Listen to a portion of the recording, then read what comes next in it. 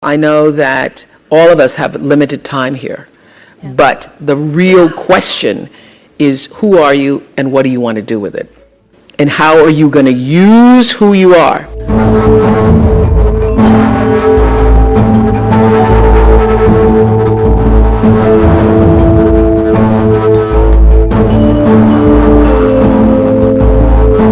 You've got to decide. You've got to draw the boundaries for yourself and decide how are you going to use your money, your talent, your time in such a way that it's going to serve you first, because if it doesn't allow you to be filled up, then you get depleted and you no longer want to, you can't keep doing it. Right. So my decisions are now emotional and logical, meaning I choose education, but I do it in such a way that's actually going to benefit the person that I'm serving. Then it's not just, I want to help people, you know? Right. Yeah. Thank you. You said at the end of your 25 years, gratitude is the single greatest treasure I will take with me from this experience.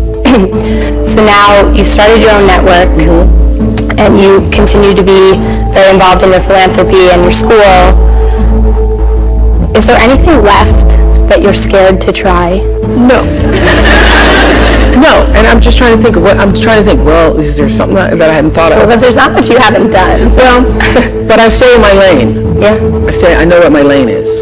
I know what my lane is. I know that my real calling is what I said earlier. Yeah. It's not, I know what it looks like to the rest of the world. Oh, there's a talk show. But I really know what I'm here to do, which is the number one thing I would say to you. First, let me answer your question. So no, there's nothing I'm not scared to try. I haven't even, I have hit my stride, but I haven't done what I ultimately came to do. There still is a supreme moment of destiny that awaits me. And I also knew that during the Oprah show. I've kept a journal since I was 15 years old. It's so pitiful when you go back and see how pathetic you were as a person sometimes. But I always knew, even during that show, that the show, we live in a fame culture. We live in a fame-centered world, you know? Had this literally been during the Renaissance, people would have valued different things. If we'd been during the Transcendentalist period, people valued different things. But in our culture, we value fame. So I always understood that was the basis for me being known in the world, because people wouldn't be able to hear you unless you came with some swag or swagger, you know? And I also understood that was just the foundation to be heard, but that there was a lot more to be said. So for me, owning a network or being a part of a network is about continuing to use that platform to raise the consciousness. I do a show on Sundays, which you can stream live, called Super Soul Sunday, where I literally talk to thought leaders from around the world and ask the questions. Not as good as you, I'm going to consult with you. Ask the questions in life that really matter, to get people thinking about what really matters in their lives. And the responses that I get from people just regarding that show let me know that I'm on the right track, I'm moving in the right direction. And so I'm not afraid, because I know that all of us have limited time here. But the real question is, who are you and what do you want to do with it? And how are you going to use who you are?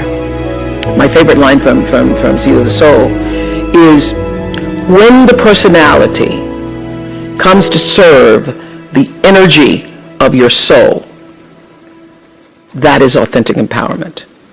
So as graduates of this great school, to take what you've learned here, to take what is a part of your nature and what you've developed as skills and what really feeds your passion, to take that and to align that with the deeper potential and possibility of your soul's coming. When you align your personality with what your soul came to, and everybody has it, align your personality with your purpose, and nobody can touch you. And you wake up every day and you are fired up. Because everybody has a purpose. So your whole thing is to figure out what that is. Your real job is to figure out why you're really here, and then get about the business of doing that. That's it. So we all know now what we have to do, right? When we leave. Yeah. So Oprah, thank you so much. Are we going to take some questions? Yeah, so that's what I wanted to say. I'd love to Everybody has open a it up. class at 1:15, right? People whose names that I can't even remember, and you probably wouldn't remember, have been the most revelatory, the most impactful. I mean, watching people step out of tragedies and define triumph for themselves. Those people really have been the ones that really shaped me and made me a better human being. I did an interview once with a woman, and actually with Dr. Phil, where she had come to the show and was planning to kill herself afterwards, she said, because her daughter had been murdered 8 years before, and she couldn't get past it. And she just wanted to come on the Oprah show and talk about it.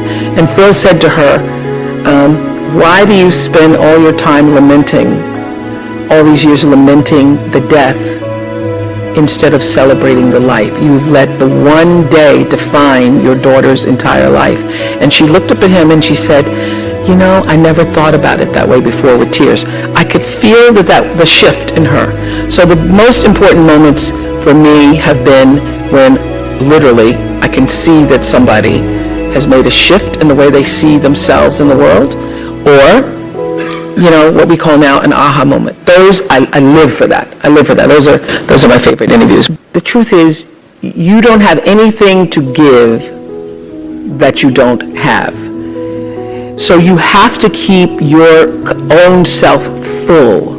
That's your job. You know, one of my daughters is here today from Oprah Winfrey Leadership Academy. Stand up today so everybody can see you. You're going to end your first year soon. Oh my God. I say to my girls all of the time that your real work is to figure out where your power base is and to work on the alignment of your personality, your gifts that you have to give, with the real reason why you're here.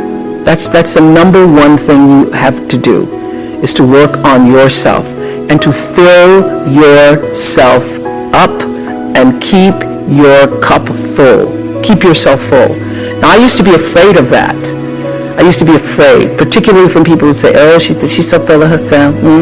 She's so full of herself. And now I embrace it. I consider it a compliment that I am full of myself. Because when you're full, I'm full, I'm overflowing, my cup runneth over. I have so much to offer and so much to give. And I am not afraid of honoring myself. You know, it's miraculous when you think about it.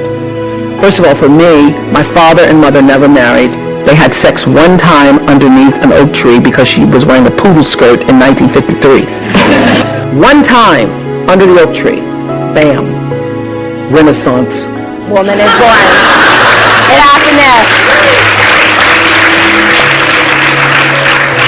That's why I know my life is bigger than that. My life has to be bigger, as yours is, bigger than the poodle skirt. It's much bigger. The design, the reason why I'm here is much bigger than, I think I want to see what's under there. So the ability to take care of that, to honor yourself and that which is greater than yourself, that which was the reason for your being here. That there's no selflessness in that, because only through that do you have the ability to offer yourself, your whole self, your full expression of who you are to the rest of the world.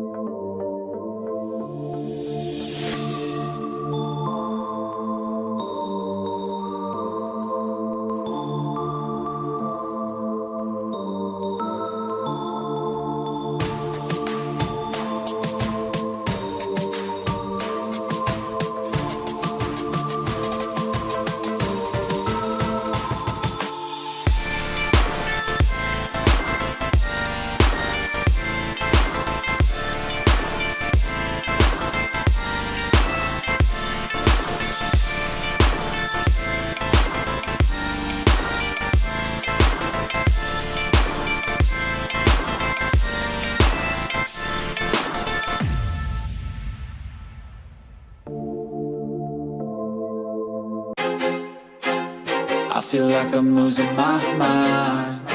Is everybody in the world blind? Please, Lord, give me a sign, a sign.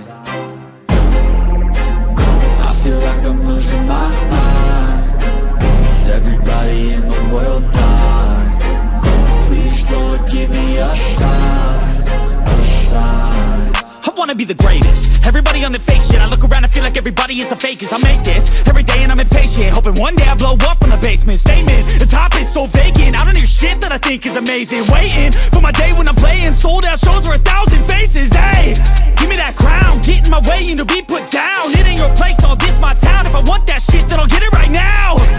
I'm losing it, the noose it fits. I'm losing shit, a stupid myth. You choose to live or choose to dip. You choose to fight or lose your grip and lose a gift.